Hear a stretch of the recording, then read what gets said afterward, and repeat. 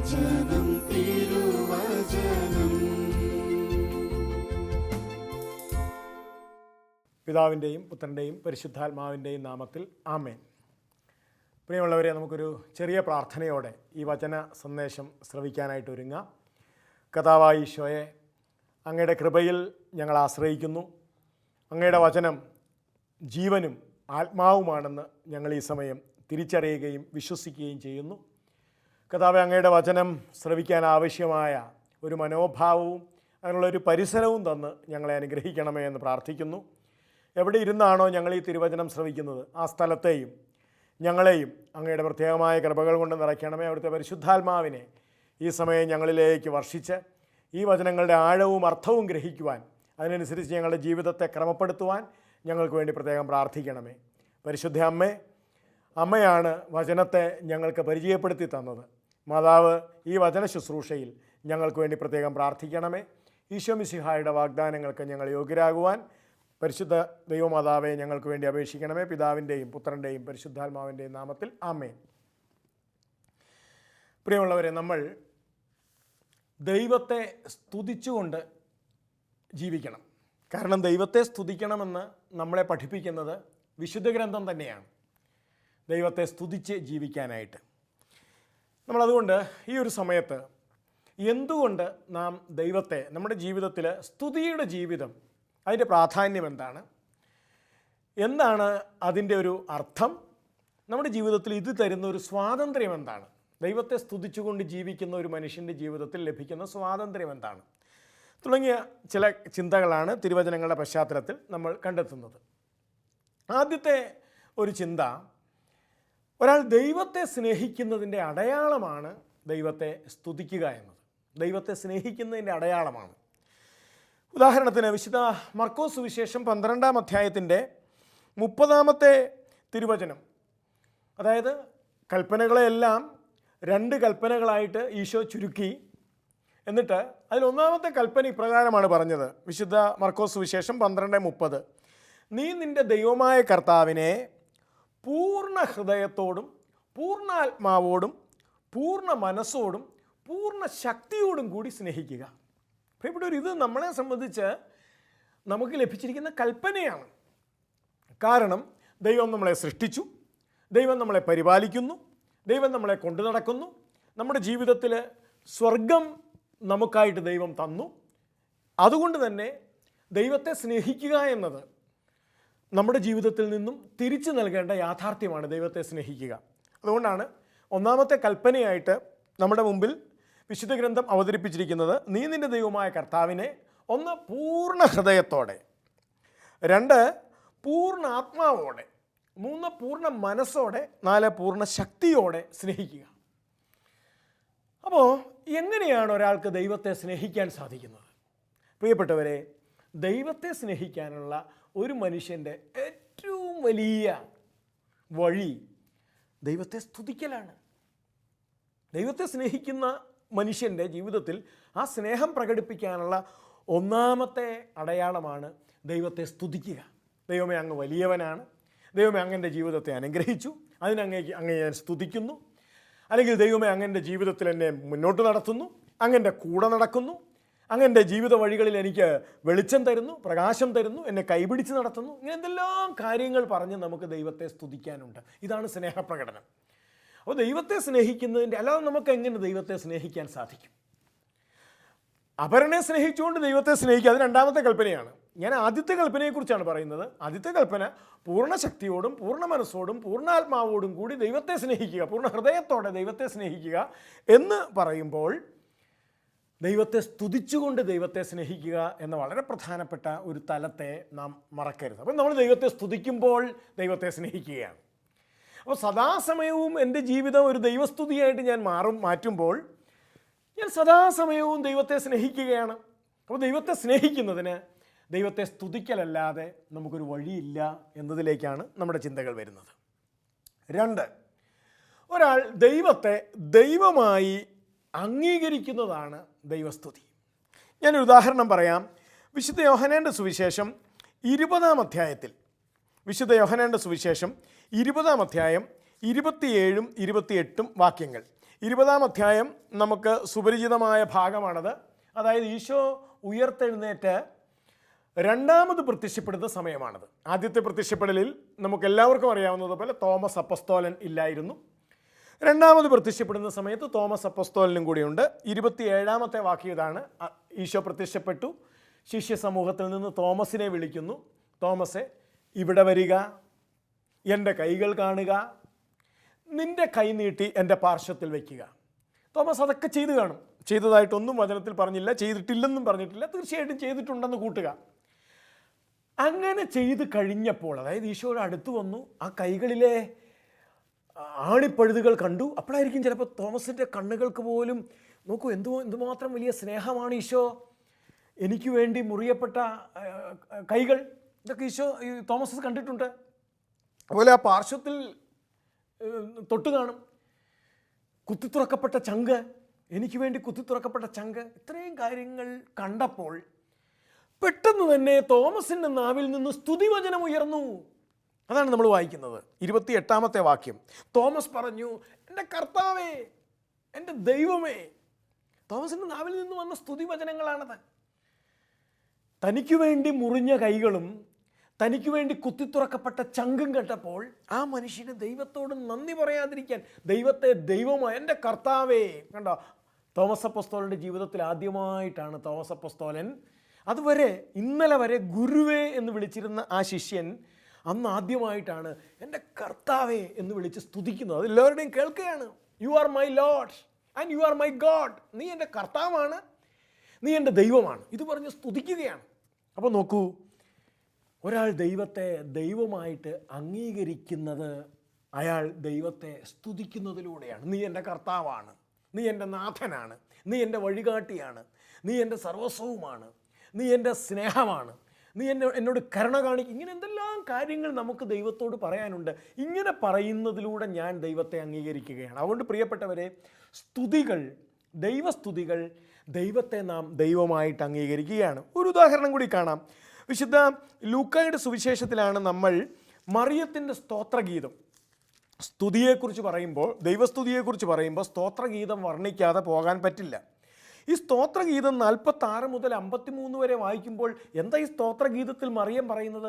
മറിയം എന്തൊക്കെയാണ്, ദൈവം എനിക്ക് ആരാണ് എന്ന് മറിയം വിളിച്ചു പറയുകയാണ്, ദൈവത്തെ ദൈവമായി അംഗീകരിക്കുകയാണ്. നോക്കൂ, മറിയം പറഞ്ഞു, എൻ്റെ ആത്മാവ് കർത്താവിനെ മഹത്വപ്പെടുത്തുന്നു, എൻ്റെ ചിത്തം എൻ്റെ രക്ഷകനായ ദൈവത്തിൽ ആനന്ദിക്കുന്നു. മറിയം ഏറ്റുപറയുകയാണ്, അവൻ എൻ്റെ രക്ഷകനാണ്. ഇതാണ് സ്തുതിപ്പ്. ദൈവമേ, അങ്ങൻ്റെ രക്ഷകനാണ്. മറിയം ഏറ്റു പറഞ്ഞു, അങ്ങൻ്റെ രക്ഷകനാണ്. അടുത്ത വാക്യം എന്താണ്? അവിടുന്ന് തൻ്റെ ദാസിയുടെ താഴ്മയെ കടാക്ഷിച്ചു, ഇപ്പോൾ മുതൽ സകല തലമുറകളും എന്നെ ഭാഗ്യവതി എന്ന് പ്രകീർത്തിക്കും. ശക്തനായവൻ എനിക്ക് വലിയ കാര്യങ്ങൾ ചെയ്തിരിക്കുന്നു. കണ്ടോ, അടുത്ത സ്തുതിപ്പിലേക്ക് പോവുകയാണ്. ദൈവം ശക്തനാണ്, സർവശക്തൻ. ദൈവം എനിക്ക് സർവശക്തനാണ്, എല്ലാത്തിനും കഴിവുള്ളവനാണ്. ഇത് മറിയം ഏറ്റുപറയുകയാണ്. സ്തുതിപ്പ് എന്ന് പറയുന്നത്, ദൈവത്തെ ഞാൻ ദൈവമായി ഏറ്റുപറയുന്നതിൻ്റെ പേരാണ് സ്തുതിപ്പ്. മറിയം ഏറ്റുപറയാണ്, ശക്തനായവനാണ് ദൈവം, അവനെനിക്ക് വലിയ കാര്യങ്ങൾ ചെയ്തിരിക്കുന്നു. അവിടുത്തെ ഭക്തരുടെ മേൽ തലമുറകൾ തോറും അവിടുന്ന് കരുണ വർഷിക്കും. അടുത്ത കണ്ടോ, അവിടുന്ന് കരുണ വർഷിക്കുന്നവനാണ്. പ്രിയപ്പെട്ടവരെ, ഇങ്ങനെ തൻ്റെ ജീവിതത്തിൽ ദൈവം തനിക്ക് ആരാണ്, തനിക്ക് എന്ത് ചെയ്തു എന്നല്ല, തൻ്റെ ജീവിതത്തിൽ ദൈവം തനിക്ക് ആരാണ് എന്ന് ഏറ്റുപറയുന്നതാണ് ദൈവസ്തുതി. അപ്പോൾ ഒരാൾ ദൈവത്തെ സ്തുതിക്കുമ്പോൾ അയാൾ ഈ ലോകത്തോടും ഈ പ്രപഞ്ചത്തോടും ഈ പ്രകൃതിയോടും ഒക്കെ ഏറ്റുപറയുന്നത് ദൈവം കരുണയുള്ളവനാണ്, ദൈവം സർവശക്തനാണ്, ദൈവം സ്നേഹമാണ്, ദൈവം കൃപയാണ്, ഇങ്ങനെ എന്തെല്ലാം ഏറ്റുപറയുകയാണ്. അപ്പോൾ രണ്ടാമത്തെ കാര്യം, ദൈവത്തെ ദൈവമായി ഒരാൾ അംഗീകരിക്കുന്നത് ദൈവത്തെ സ്തുതിക്കുന്നതിലൂടെയാണ്. 3, ദൈവവുമായി സ്നേഹബന്ധത്തിലേക്ക് പ്രവേശിക്കാൻ ദൈവസ്തുതികൾ നമ്മളെ സഹായിക്കും. വളരെ മനോഹരമായൊരു കാര്യമാണ് കേട്ടോ. ദൈവവുമായി സ്നേഹബന്ധത്തിലേക്ക് പ്രവേശിക്കാൻ ദൈവസ്തുതികൾ നമ്മളെ സഹായിക്കും. ഞാൻ 100-ാമത്തെ സങ്കീർത്തനം നമ്മുടെ വിചിന്തനത്തിനായിട്ട് എടുക്കുകയാണ്. 100-ാമത്തെ സങ്കീർത്തനം, അവിടെ മനോഹരമായിട്ട് ഈ വസ്തുത പറയുന്നുണ്ട്. 100-ാമത്തെ സങ്കീർത്തനത്തിൻ്റെ ആദ്യ വാക്യം തന്നെ, 3-ാമത്തെ വാക്യമാണ് ഞാൻ വായിക്കുന്നത്. കർത്താവ് ദൈവമാണെന്നറിയുവിൻ, അവിടുന്നാണ് നമ്മെ സൃഷ്ടിച്ചത്, നമ്മൾ അവിടുത്തേതാണ്, നാം അവിടുത്തെ ജനവും അവിടുന്ന് മേയ്ക്കുന്ന അജഗണവുമാകുന്നു. കൃതജ്ഞതാഗീതത്തോടെ അവിടുത്തെ കവാടങ്ങൾ കടക്കുവിൻ, സ്തുതികൾ ആലപിച്ചുകൊണ്ട് അവിടുത്തെ അങ്കണത്തിലേക്ക് പ്രവേശിക്കുവിൻ. സ്തുതികൾ ആലപിച്ചുകൊണ്ട് അവിടുത്തെ അങ്കണത്തിലേക്ക് എന്ന് പറഞ്ഞാൽ അകത്തേക്ക് പ്രവേശിക്കുവിൻ. പ്രിയപ്പെട്ടവർ, ദൈവവുമായി എന്തായി അകത്തേക്ക് പ്രവേശിക്കുക? അകത്തേക്ക് പ്രവേശിക്കാൻ വലിയ സ്ഥലം ഒന്നുമല്ലല്ലോ. ദൈവവുമായി സ്നേഹബന്ധത്തിലാകുവിൻ, അകത്തേക്ക് പ്രവേശിക്കുവിൻ, ദൈവവുമായി സ്നേഹബന്ധത്തിലാകുവിൻ. അപ്പോൾ എന്താണ് ഇവിടെ പറഞ്ഞിരിക്കുന്നത്? സ്തുതികൾ ആലപിച്ചുകൊണ്ട്, ദൈവത്തെ നിരന്തരം സ്തുതിച്ചുകൊണ്ട് നമ്മൾ അവിടുത്തെ അങ്കണത്തിലേക്ക് പ്രവേശിക്കുകയാണ്. അപ്പോൾ നോക്കിക്കേ, ഞാൻ ദൈവത്തെ സ്തുതിക്കുമ്പോൾ ഞാൻ ദൈവവുമായി സ്നേഹബന്ധത്തിലാവുകയാണ്. ദൈവമേ സ്തോത്രം, ദൈവമേ സ്തുതി, അങ്ങ് എൻ്റെ ജീവിതത്തിൽ ചൊരിഞ്ഞ കരുണയെ ഓർത്ത് അങ്ങയെ സ്തുതിക്കുന്നു, അല്ലെങ്കിൽ അങ്ങെന്നെ വീണ്ടെടുത്തതിനെ ഓർത്ത്, അങ്ങയുടെ കുരിശുമരണത്തെ ഓർത്ത്, ഇങ്ങനെയൊക്കെ ഞാൻ ദൈവത്തെ സ്തുതിക്കുമ്പോൾ പ്രിയപ്പെട്ടവരെ, നമ്മൾ അറിയാതെ ദൈവവുമായി സ്നേഹബന്ധത്തിലേക്ക് പ്രവേശിക്കുകയാണ്. എത്ര പ്രധാനപ്പെട്ട കാര്യമാണെന്ന് നോക്കി. അപ്പോൾ ഒന്നാമത്തേത് ദൈവത്തെ സ്നേഹിക്കുന്നതിൻ്റെ അടയാളമാണ് ദൈവസ്തുതി. രണ്ടാമത്തേത്, ഞാൻ ദൈവത്തെ സ്തുതിപ്പിലൂടെ, ഞാൻ ദൈവത്തെ സ്തുതിക്കുന്നതിലൂടെ ദൈവത്തെ ദൈവമായി അംഗീകരിക്കുകയാണ്. 3, ദൈവവുമായി ഞാൻ സ്നേഹബന്ധത്തിലാവുകയാണ് ദൈവത്തെ സ്തുതിക്കുന്നതിലൂടെ. 4, വളരെ പ്രധാനപ്പെട്ട ഒരു കാര്യമാണത്. ഫിലിപ്പിയ ലേഖനം 4-ാം അധ്യായത്തിലാണ് നമ്മളത് വായിക്കുന്നത്. സ്തുതി, ദൈവസ്തുതിയുടെ സമ്മാനം. ദൈവസ്തുതിക്കൊരു സമ്മാനമുണ്ട്. ദൈവസ്തുതിക്ക് ഒരു സമ്മാനമുണ്ട്. എന്താണ് ആ സമ്മാനം എന്നറിയാമോ? ദൈവസ്തുതിയുടെ സമ്മാനം സമാധാനമാണ്. നമ്മളൊക്കെ സമാധാനത്തിന് വേണ്ടി കൊതിക്കുന്നവരാ കേട്ടോ. ചിലപ്പോഴെങ്കിലും സമാധാനത്തിന് വേണ്ടി നമ്മൾ നെട്ടോട്ട് ഓടുന്നവരാണ്. നോക്കൂ, ഫിലിപ്പിയ ലേഖനം 4-ാം അധ്യായം 6ഉം 7ഉം വാക്യങ്ങൾ വളരെ പ്രധാനപ്പെട്ട കാര്യമാണ്. 6, ഒന്നിനെക്കുറിച്ചും ആകുലരാകേണ്ട, പ്രാർത്ഥനയിലൂടെയും അപേക്ഷയിലൂടെയും കൃതജ്ഞതാ സ്തോത്രങ്ങളോടെ നിങ്ങളുടെ യാചനകൾ ദൈവസന്നിധിയിൽ അർപ്പിക്കുവിൻ. കൃതജ്ഞതാ സ്തോത്രങ്ങൾ ഉയർത്തുവിൻ. അപ്പോൾ എന്ത് സംഭവിക്കും? 7-ാമത്തെ വാക്യം, അപ്പോൾ നമ്മുടെ എല്ലാ ധാരണകളെയും അതിലംഘിക്കുന്ന ദൈവത്തിൻ്റെ സമാധാനം നിങ്ങളുടെ ഹൃദയങ്ങളെയും ചിന്തകളെയും യേശുക്രിസ്തുവിൽ കാത്തുകൊള്ളും. നോക്കൂ പ്രിയപ്പെട്ടവരെ, ദൈവസ്തുതിയുടെ സമ്മാനം സമാധാനമാണ്. ഇവിടെ പറഞ്ഞിരിക്കുന്നത് ഇങ്ങനെയാണ്: ഒന്നിനെക്കുറിച്ചും നിങ്ങൾ ആകുലരാകേണ്ട, പ്രാർത്ഥനയിലൂടെയും അപേക്ഷയിലൂടെയും കൃതജ്ഞതാ സ്തോത്രങ്ങൾ ഉയർത്തുക. നിന്റെ സാഹചര്യത്തെ ഉയർത്തി ദൈവത്തെ സ്തുതിക്കുക, നിന്റെ പ്രയാസങ്ങളെ ഉയർത്തി ദൈവത്തെ സ്തുതിക്കുക, നിന്റെ ആവശ്യങ്ങളെ ഉയർത്തി ദൈവത്തെ സ്തുതിക്കുക, നിന്റെ സങ്കീർണമായ പ്രതിസന്ധികളെ ഉയർത്തി ദൈവത്തെ സ്തുതിക്കുക. എന്തിനെ പ്രതിയും ചിലപ്പോൾ പ്രിയപ്പെട്ടവരെ, നമ്മൾ അനുഭവിക്കുന്ന ചില ദുരിതപൂർണമായ അവസ്ഥകളുണ്ട്. ഉയർത്തി ദൈവത്തെ സ്തുതിക്കുക എന്നാണ് പറയുന്നത്. അപ്പോൾ എന്തു പറ്റും? നമ്മുടെ ധാരണകളെ അതിലംഘിക്കുന്ന ദൈവത്തിൻ്റെ സമാധാനം നമ്മുടെ ഹൃദയത്തിൽ നിറയും. അപ്പോൾ 4-ാമത്തേത്, ദൈവസ്തുതിയുടെ സമ്മാനം കർത്താവിൻ്റെ സമാധാനമാണ്. 5, സ്തുതികൾ, പ്രിയപ്പെട്ടവരെ, വളരെ പ്രധാനപ്പെട്ട മറ്റൊരു സവിശേഷതയുണ്ട്. സ്തുതികൾ നമുക്ക് ചുറ്റും കോട്ട കിട്ടുന്നു. ഞാൻ സങ്കീർത്തനത്തിലേക്ക് നമ്മുടെ ശ്രദ്ധയെ ഒന്നുകൂടെ കൊണ്ടുപോകാനായിട്ട് ശ്രമിക്കുകയാണ്. സങ്കീർത്തനം, 8-ാമത്തെ സങ്കീർത്തനം. നമ്മുടെ ചുറ്റും സ്തുതികൾ കോട്ട കെട്ടുന്നു എന്നാണ് പറയുന്നത്. നമുക്കൊക്കെ വേണ്ടത് സംരക്ഷണമാണ്. ഇന്ന് നമ്മൾ ജീവിക്കുമ്പോൾ നമ്മളെല്ലാവരും വിഷമിക്കുന്നതും പ്രയാസപ്പെടുന്നതൊക്കെ ചിലപ്പോൾ സംരക്ഷണം നഷ്ടപ്പെട്ടു പോകുന്നു എന്നൊക്കെയാണ് നമ്മൾ പറയുന്നത്. സ്തുതികൾ നമുക്ക് ചുറ്റും കോട്ട കെട്ടുന്നു. സങ്കീർത്തനം 8, 1, 2 വാക്യങ്ങൾ. കർത്താവേ, ഞങ്ങളുടെ കർത്താവേ, ഭൂമിയിലെങ്ങും അവിടുത്തെ നാമം എത്ര മഹനീയം! അങ്ങയുടെ മഹത്വം ആകാശങ്ങൾക്ക് മീതെ പ്രകീർത്തിക്കപ്പെടുന്നു. ശത്രുക്കളെയും രക്തദാഹികളെയും നിശബ്ദരാക്കാൻ അവിടുന്ന് ശിശുക്കളുടെയും മുലകുടിക്കുന്ന കുഞ്ഞുങ്ങളുടെയും അധരങ്ങൾ കൊണ്ട് സുശക്തമായ കോട്ട കെട്ടി. എന്തുകൊണ്ട്? അധരങ്ങളിലെ സ്തുതിപ്പുകൾ കൊണ്ട് അങ്ങ് ഞങ്ങൾക്ക് കോട്ട കെട്ടി. പ്രിയപ്പെട്ടവരെ, ദൈവസ്തുതി മന്ത്രമല്ല, ദൈവസ്തുതി കോട്ടയാണ്. ദൈവത്തെ സ്തുതിക്കുമ്പോൾ, ഞാനും നിങ്ങളും ദൈവത്തെ സ്തുതിക്കുമ്പോൾ നമുക്ക് ചുറ്റും ദൈവം കോട്ട കെട്ടുകയാണ്. തിന്മയുടെ, ശത്രുവിൻ്റെ ആക്രമണങ്ങളിൽ നിന്ന് ഒരുവൻ കോട്ട കെട്ടി സംരക്ഷിക്കപ്പെടുകയാണ്. ഒരുവൻ്റെ കുടുംബം കോട്ട കെട്ടി സംരക്ഷിക്കപ്പെടുകയാണ് ദൈവത്തെ സ്തുതിക്കുമ്പോൾ. ഇത് തന്നെയാണ് നമ്മൾ ദാനിയേൽ പുസ്തകത്തിൽ നമ്മൾ വായിക്കുന്നത് 3-ാം അധ്യായം, ദാനിയേൽ പുസ്തകം 3-ാം അധ്യായം. എന്താ അവിടെ സംഭവിക്കുന്നത്? അവിടെ തീച്ചൂളകളിലേക്ക് എറിയപ്പെടുന്നത് 3 യുവാക്കന്മാരാണ്. തീച്ചൂളകളിലേക്ക്, ഈ തീച്ചൂളയിലേക്ക് കൊണ്ട് അവരെ ഇടാൻ വന്ന ആൾക്കാർ തന്നെ ഏതാണ്ട് ഇത്ര അടി അകലത്തിൽ എത്തുന്നതിന് മുൻപ് തന്നെ അവർ കത്തിക്കരിഞ്ഞു പോയി. അത്രമാത്രം അതിതീഷ്ണതയുള്ള അഗ്നിക്കകത്തേക്കാണ് ഈ 3 ചെറുപ്പക്കാരെ എടുത്തിട്ടത്. പ്രിയപ്പെട്ടവരെ, നമ്മളവിടെ വായിക്കുമ്പോഴത്തേക്ക് 3-ാം അധ്യായത്തിൽ സുന്ദരമായൊരു ചിത്രമുണ്ട്. ഈ 3 ചെറുപ്പക്കാർ കിടക്കുന്ന ഈ അഗ്നികുണ്ഡത്തിന് ചുറ്റും, ഇവർക്ക് ചുറ്റും എന്തോ ഒരു സംഭവം അവരതിനകത്ത് ഇങ്ങനെ കളിച്ചുല്ലസിച്ച് ചിരിച്ച് അഗ്നിക്കകത്ത് നിൽക്കുന്നു എന്നൊരു ചിത്രം. എൻ്റെ കാര്യം എന്താ? ദൈവസ്തുതിയുടെ കോട്ട നമ്മുടെ ജീവിതത്തിൽ നമ്മളെ സംരക്ഷിക്കുക. അതുകൊണ്ട് ദൈവത്തെ സ്തുതിക്കുമ്പോൾ സ്വർഗം, കാരണം സ്വർഗത്തെയാണ് നമ്മൾ സ്തുതിക്കുന്നത്, സ്വർഗം നമുക്ക് കോട്ട കിട്ടുന്നു. ഇനി ആറാമത്തേത് വളരെ പ്രധാനപ്പെട്ട കാര്യമാണ്. ആറാമത്തേത്, ദൈവത്തിൻ്റെ അത്ഭുതകരമായ ഇടപെടലുകൾക്ക് ദൈവസ്തുതികൾ വഴി തുറക്കുന്നു. ഞാൻ വളരെ ബഹുമാന്യനായ ഫാദർ റെനീരോ കന്താലമസ ഒരു കപ്പൂച്ചിൻ വൈദികനാണ്. അദ്ദേഹം മാർപ്പാപ്പായുടെ അല്ലെങ്കിൽ അവിടുത്തെ വത്തിക്കാൻ കൂരിയായുടെ ധ്യാന ഗുരുവാണ്. ജോൺ പോൾ രണ്ടാമൻ മാർപ്പാപ്പ തൊട്ട് വത്തിക്കാൻ കൂരിയായുടെ ധ്യാന ഗുരുവാണ് ഫാദർ റെനീരോ കന്താലമസ എന്ന കപ്പൂച്ചിൻ വൈദികൻ. അദ്ദേഹത്തിൻ്റെ വളരെ പ്രധാനപ്പെട്ട ഒരു കോട്ടിംഗ് ഉണ്ട്. അദ്ദേഹം ദൈവസ്തുതിയെക്കുറിച്ച് പറയുന്നത് ഇങ്ങനെയാണ്: ദൈവത്തിൻ്റെ അത്ഭുതകരമായ ഇടപെടലിന് ഇത് വഴിയൊരുക്കുന്നു. ദൈവസ്തുതി ദൈവത്തിൻ്റെ അത്ഭുതകരമായ ഇടപെടലിന് വഴിയൊരുക്കുന്നു. അദ്ദേഹം പറയുന്നത് ഇങ്ങനെയാണ്: പരിശുദ്ധാത്മാവിൽ നിന്നും ഏറ്റവും വലിയ അത്ഭുതങ്ങൾ സംഭവിക്കുന്നത് നമ്മുടെ അപേക്ഷകളുടെ മറുപടിയായിട്ടല്ല. ശ്രദ്ധിച്ച് കേൾക്കണം. പരിശുദ്ധാത്മാവിൽ നിന്ന് ഏറ്റവും വലിയ അത്ഭുതങ്ങൾ സംഭവിക്കുന്നത് നമ്മുടെ അപേക്ഷകളുടെയും യാചനകളുടെയും പ്രാർത്ഥനകളുടെയും മറുപടിയായിട്ടല്ല ഈ അത്ഭുതങ്ങൾ സംഭവിക്കുന്നത്. പിന്നെയോ നമ്മുടെ ദൈവസ്തുതികളുടെ പ്രത്യുത്തരമായിട്ടാണ്.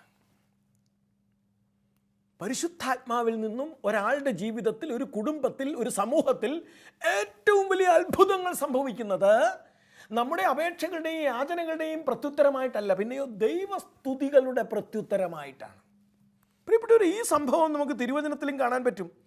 നോക്കൂ, അപ്പസ്തോല പ്രവർത്തനം 16-ാം അധ്യായത്തിൽ നമുക്കൊക്കെ പരിചിതമായൊരു സംഭവമുണ്ട്. 16-ാം അധ്യായത്തിൽ പൗലോസും സീലാസും ജയിലിൽ കിടക്കുകയാണ്. കൈക്കും കാലിനും എല്ലാം വിലങ്ങ് വെച്ച് ജയിലിലിട്ടിരിക്കുകയാണ്. 16-ാം അധ്യായത്തിൽ 26 മുതലുള്ള വാക്യങ്ങളിൽ നമ്മൾ വായിക്കുന്ന എന്താണ്? അർദ്ധരാത്രിയുടെ അടുത്ത് പൗലോസും സീലാസും കീർത്തനം പാടി ദൈവത്തെ സ്തുതിക്കുകയായിരുന്നു. തടവുകാർ ഇത് കേട്ടുകൊണ്ടിരുന്നു. നോക്കണം, പരാതി പറയാൻ ധാരാളം അവസരങ്ങളുള്ള സമയമാണ്. ദൈവത്തോട് വേണേൽ പരാതി പറയാൻ, ഞങ്ങൾ നല്ലതല്ലേ ചെയ്തിട്ടുള്ളൂ, എന്നിട്ട് ഇപ്പോൾ വേണ്ടേ ഞങ്ങൾക്ക് അവസാനം ജയില്, ഞങ്ങൾ നിനക്ക് വിപരീതമായിട്ടൊന്നും ചെയ്തില്ലല്ലോ, ഇപ്പോൾ വേണ്ട കൈക്കും കാലിനും ആമം വെച്ച് അല്ലെങ്കിൽ വിലങ്ങിട്ട് ഞങ്ങളെ കൊണ്ടതേ ജയിലിൽ, ഞങ്ങളിപ്പോൾ കള്ളന്മാരും കൊള്ളക്കാരും ഒക്കെ ആയിട്ട് ഞങ്ങൾ മാറിയിരിക്കുന്നു, ഇതാ നിൻ്റെ പണിക്ക് ഇറങ്ങിയാൽ എന്നൊക്കെ പറഞ്ഞ് പരാതി പറയാനായിട്ട് ധാരാളം വകുപ്പുകളുണ്ട്. പക്ഷേ അവർ ആ സമയത്ത് ചെയ്യുന്നത്, ഈ വിലങ്ങുകൾ അണിഞ്ഞുകൊണ്ട് തന്നെ അവർ ചെയ്യുന്നത് എന്താ? അവർ പൗലോസും സീലാസും കീർത്തനം പാടി ദൈവത്തെ സ്തുതിക്കുകയായിരുന്നു. പെട്ടെന്നൊരു ഭൂകമ്പമുണ്ടായി. കാരാഗൃഹത്തിൻ്റെ അടിത്തറ കുലുങ്ങി, എല്ലാ വാതിലുകളും തുറക്കപ്പെട്ടു, എല്ലാവരുടെയും ചങ്ങലകൾ അഴിഞ്ഞു വീണു. പാട്ടുപാടി സ്തുതിച്ചത് 2 പേരേ ഉള്ളൂ കേട്ടോ. മറ്റവർ കേട്ടുകൊണ്ടിരുന്നു എന്നാണ് തിരുവചനം പറഞ്ഞിരിക്കുന്നത്. പൗലോസും സീലാസുമാണ് സ്തുതിച്ചത്. മറ്റേ തടവുകാർ കേട്ടുകൊണ്ടിരുന്നു. അവർ സ്തുതിച്ചതായിട്ടൊന്നും പറയുന്നില്ല. പക്ഷെ ചങ്ങല അഴിഞ്ഞപ്പോൾ എന്ത് സംഭവിച്ചു? പൗലോസിൻ്റെയും സീലാസിൻ്റെയും ചങ്ങല മാത്രമല്ല, തടവുകാരുടെ എല്ലാവരുടെയും ചങ്ങല അഴിഞ്ഞു. പ്രിയപ്പെട്ടവരെ, ദൈവസ്തുതി അത്ഭുതങ്ങൾക്ക് കാരണമാകുന്നു, വിടുതലിന് കാരണമാകുന്നു, ബന്ധനങ്ങൾ പൊട്ടാൻ കാരണമാകുന്നു, ചങ്ങലകൾ പൊട്ടാൻ കാരണമാകുന്നു. പാപത്തിൻ്റെ ബന്ധനങ്ങളാവാം, അല്ലെങ്കിൽ മറ്റു ചില ബന്ധനങ്ങളാവാം. ഇതൊക്കെ പൊട്ടാൻ കാരണമാകുന്നു ദൈവത്തെ സ്തുതിക്കുന്നത്. അതുകൊണ്ടാണ് ഇനി യോശുവയുടെ പുസ്തകത്തിൽ നമ്മൾ വായിക്കുന്നുണ്ടല്ലോ, ജെറീക്കോയുടെ മതിലുകൾ ഇടിഞ്ഞു വീണ സംഭവം നമ്മുടെ ഓർമ്മയിലുള്ള കാര്യമാണ്. 7 ദിവസം ഇവർ മതിലിന് ചുറ്റും സ്തുതിച്ചുകൊണ്ട്, പ്രാർത്ഥിച്ചുകൊണ്ട് ദൈവത്തിൻ്റെ ജനം 7 ദിവസം ഈ മതിലിന് ചുറ്റും നടന്നു. അതാണല്ലോ ജെറീക്കോ സംഭവം. 7ാമത്തെ ദിവസം ഇവർ സ്തുതിച്ചുകൊണ്ട് ചെല്ലുമ്പോൾ ഈ മതിലാണ് ഇടിഞ്ഞു വീഴുന്നത്. ജെറീക്കോയുടെ മതിലുകളാണ് തകർന്നു വീഴുന്നത്. അപ്പോൾ പ്രിയപ്പെട്ടവരെ നോക്കൂ, നമ്മുടെ ജീവിതത്തിൽ പ്രശ്നസങ്കീർണമാണ് നമ്മുടെ ജീവിതം. ഉത്തരം കിട്ടാത്ത നിരവധി ചോദ്യങ്ങളുണ്ട് നമ്മുടെ ജീവിതത്തിൽ. പ്രയാസങ്ങളും പ്രതിബന്ധങ്ങളും ഉള്ള ജീവിതമാണ് നമ്മുടെ ജീവിതം. ഇവിടെ നമ്മൾ ദൈവത്തെ സ്തുതിച്ചാൽ നമുക്കറിയില്ല ഇതെങ്ങനെ പരിഹരിക്കണമെന്ന്. അവിടെയാണ് ദൈവത്തെ സ്തുതിക്കുക എന്ന് പറഞ്ഞാൽ നമ്മൾ ദൈവത്തെ കീഴടങ്ങുകയാണ്.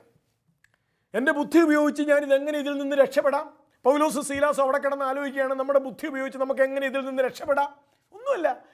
അവരാ അവസ്ഥയെ സമർപ്പിച്ച്, അവരുടെ ബന്ധനത്തെ സമർപ്പിച്ച്, ആ സാഹചര്യത്തെ സമർപ്പിച്ച് അവർ ദൈവത്തെ സ്തുതിച്ചു. അപ്പോൾ പ്രിയപ്പെട്ടവരെ, ഫാദർ കന്താലമസ പറഞ്ഞതുപോലെ വലിയ അത്ഭുതങ്ങൾ പരിശുദ്ധാത്മാവിൽ നിന്ന് സംഭവിക്കുന്നത് നമ്മുടെ പ്രാർത്ഥനകളുടെയോ യാചനകളുടെയോ മറുപടിയായിട്ടല്ല, പകരം ദൈവസ്തുതികളുടെ പ്രത്യുത്തരമായിട്ടാണ്. അപ്പോൾ നമ്മൾ 6 കാര്യങ്ങളാണ് ദൈവസ്തുതിയുടെ പ്രത്യേകതകളായിട്ട് നമ്മൾ കണ്ടത്. 1, ദൈവത്തെ ഒരാൾ സ്നേഹിക്കുന്നതിൻ്റെ അടയാളമാണ് ദൈവസ്തുതി. 2, ഒരാൾ ദൈവത്തെ സ്തുതിക്കുമ്പോൾ ദൈവത്തെ ദൈവമായിട്ട് അയാൾ അംഗീകരിക്കുകയാണ്. 3, ഒരാൾ ദൈവസ്തുതിയിലൂടെ ദൈവവുമായി സ്നേഹബന്ധത്തിലാകുന്നു. 4, ദൈവസ്തുതിയുടെ സമ്മാനം സമാധാനമാണ്. 5, നമ്മൾ ദൈവത്തെ സ്തുതിക്കുമ്പോൾ, സ്വർഗത്തെ സ്തുതിക്കുമ്പോൾ നമുക്ക് ചുറ്റും സ്വർഗം കോട്ട കെട്ടുന്നു. 6, ദൈവത്തെ സ്തുതിക്കുന്നത് അത്ഭുതകരമായ ഇടപെടലുകളിലേക്ക്, അത്ഭുതകരമായ സ്വാതന്ത്ര്യത്തിലേക്ക്, അത്ഭുതകരമായ വിടുതലിലേക്ക് നമ്മളെ കൊണ്ടുപോകുന്നു. അങ്ങനെയെങ്കിൽ പ്രിയപ്പെട്ടവരെ, നമുക്ക് നമ്മുടെ ഉത്കണ്ഠകളെയും നമ്മുടെ ആവശ്യങ്ങളെയും നമ്മുടെ പ്രയാസങ്ങളെയും ഒക്കെ സമർപ്പിച്ച് ഇതെല്ലാം അറിയുന്ന ദൈവത്തെ, ഇതെല്ലാം മനസ്സിലാക്കുന്ന ദൈവത്തെ സ്തുതിച്ചുകൊണ്ട് നമ്മൾ ജീവിക്കുമ്പോൾ ദൈവം നമ്മുടെ ജീവിതത്തിൽ ഇടപെടുന്നതും നമ്മളെ വഴി നടത്തുന്നതും ഒക്കെ നമുക്ക് അനുഭവിക്കാൻ സാധിക്കും. സത്യത്തിൽ ഭാരമില്ലാതെ, വലിയ പ്രയാസങ്ങളില്ലാതെ ആനന്ദകരമായിട്ട് നമ്മുടെ ജീവിതത്തെ മുന്നോട്ട് കൊണ്ടുപോകാൻ സാധിക്കും ദൈവസ്തുതികളിലൂടെ. നമുക്കൊന്ന് പ്രാർത്ഥിക്കാൻ ശ്രമിക്കാം. കർത്താവായ ഈശോയെ, അങ്ങയെ സ്തുതിച്ച് ജീവിക്കാനുള്ള സ്വാതന്ത്ര്യവും ഭാഗ്യവും എത്ര വലുതാണ്. അങ്ങയെ സ്തുതിക്കുമ്പോൾ ഉണ്ടാകുന്ന വലിയ അനുഭവങ്ങളെക്കുറിച്ചാണ് ഞങ്ങളിപ്പോൾ തിരുവചനത്തിലൂടെ കേട്ടത്. കർത്താവേ, ഞങ്ങൾക്കും നിരന്തരം ഞങ്ങളെ കാണുന്ന, ഞങ്ങളെ സൃഷ്ടിച്ച, ഞങ്ങളെ പരിപാലിക്കുന്ന അങ്ങയെ സ്തുതിച്ചുകൊണ്ട് ഞങ്ങളെക്കാൾ അറിവുള്ള, അറിവിൻ്റെ എല്ലാം നിറകുടമായ, ഞങ്ങളെക്കാൾ ശക്തിയുള്ള, ശക്തിയുടെ എല്ലാം ഉത്ഭവമായ അങ്ങയെ സ്തുതിച്ച് ജീവിച്ച് ആ സ്വാതന്ത്ര്യവും ആ വിടുതലും ആ സമാധാനവും ആ സ്നേഹവും ഒക്കെ അനുഭവിക്കുവാനുള്ള കൃപ തന്ന് ഞങ്ങളെ അനുഗ്രഹിക്കണമെന്ന് പ്രാർത്ഥിക്കുന്നു. പരിശുദ്ധ മാതാവേ, സകല വിശുദ്ധരെ, നിങ്ങൾ ഞങ്ങൾക്ക് വേണ്ടി ദൈവസ്തുതിയുടെ മനുഷ്യരായി ഞങ്ങൾ മാറുവാൻ വേണ്ടി ഞങ്ങൾക്ക് വേണ്ടി പ്രാർത്ഥിക്കണമേ. പിതാവിൻ്റെയും പുത്രൻ്റെയും പരിശുദ്ധാത്മാവിൻ്റെയും നാമത്തിൽ ആമേൻ.